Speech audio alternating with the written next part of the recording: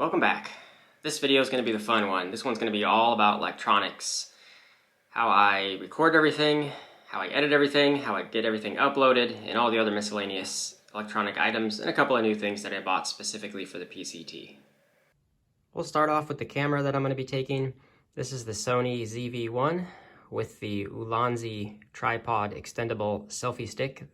This is the same setup that I used for the AT, and it's been working just fine. The camera is still going mostly okay, so I think I'm just going to go with the same camera.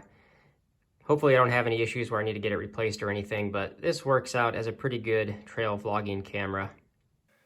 To keep the camera going, I'm going to be bringing one extra battery, which comes in its own little case, and this case is the charger itself for it. So you just plug that guy in, plug this into the battery bank, and you're good to go. I found that these batteries, the way I film and take pictures, one battery will last a full day's worth of shooting, so having the one extra backup will be just fine to suit all my power needs for the camera. For video storage with the camera, I'm going to be starting off by taking 4 of these 256 gigabyte cards. I think this was about as much storage capacity as I used up for on the AT. So I think I'm just going to start with this. If anything, I may need one more additional one, but I'll pick that up along the way if I do need the extra storage for it. But I think I'm good as far as that regard, so I'll have a full terabyte worth of video storage for all the individual clips in the RAW that I'll be taking with the camera. For editing all the videos that I took, I'm going to be using the iPhone SE 2020. This is the same one I took on the AT hike, and the way I was editing everything and getting it uploaded, it worked out just fine. Later in the video, I'll be showing kind of the full setup of how I did that and the apps I used and stuff, but just one more piece of electronics was the phone, and having like a smaller phone like this as opposed to something larger also worked out just fine. You're just kind of limited on the screen size for editing with your fat fingers, but this worked out okay for me. Other random iPhone attachments I've got for use when I edit stuff is a set of the earphones, and this attachment goes from the phone and through the camera and through the battery bank to get the videos off the camera and into the phone. This is the official iPhone adapter, USB to camera. I use the one that's got the extra power as well as the USB on the end of it. When I was done creating the final versions of the videos, I would create 2 of them, one being the highest definition master copy that I would make, and I would store that to an external SSD, and then I would cut a second version that would be more of a standard definition version, and that was the one that got uploaded to YouTube, and then I would just delete that one from my phone when I was done. So I at least had a master copy of all the videos I took.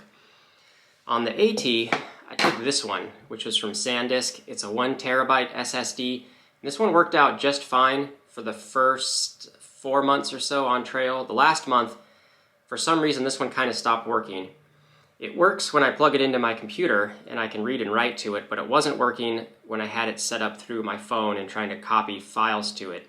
And as far as I could figure out and troubleshoot, it came down to a power issue is the best that I could figure out. So I'm not going to take this one when I do the PCT. I'm getting a new one, still a 1 terabyte SSD. This one is from Samsung. It's the portable SSD T5. I've tested this one with a new battery bank that I'll show in a second. So my setup is a little bit different, and I think the way that I've got it set up, I think it came down to just a shortage of the wattage available to power everything when I was trying to transfer files back and forth. So the way I've tested it, I think it works now, and I think this SSD will work for me. And now in regards to power and everything while I'm out on trail, this is the new battery bank I'm taking. This one is the 20,000 milliamp hour from Anker. Definitely bigger than the old one I took on the AT, which was a 15,000 milliamp. This one has the fast recharge and all that good stuff.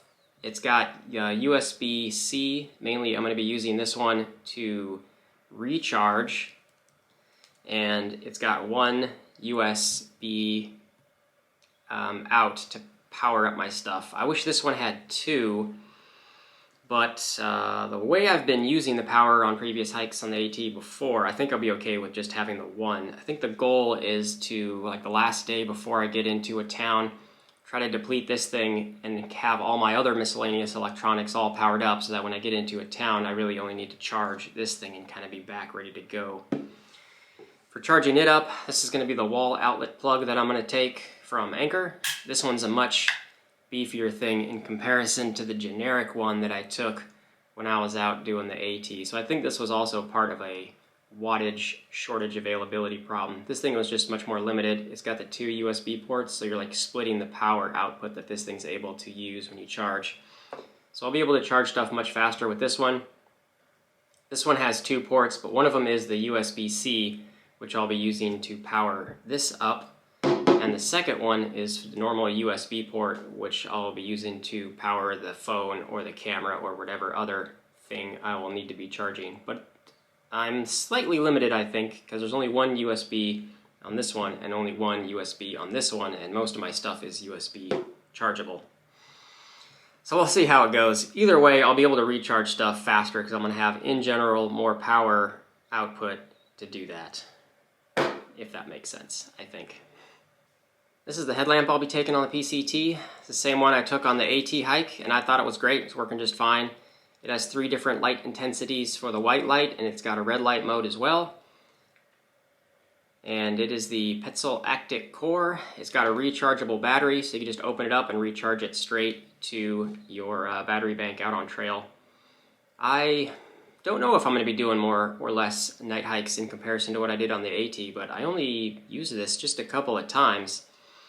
Depending on hot weather and stuff through the desert section might drive me to do more of an early morning or late evening, afternoon, night hiking type stuff just to beat the heat. But we'll kind of see once I get out there. But this has been a great headlamp so far. It's working great for me.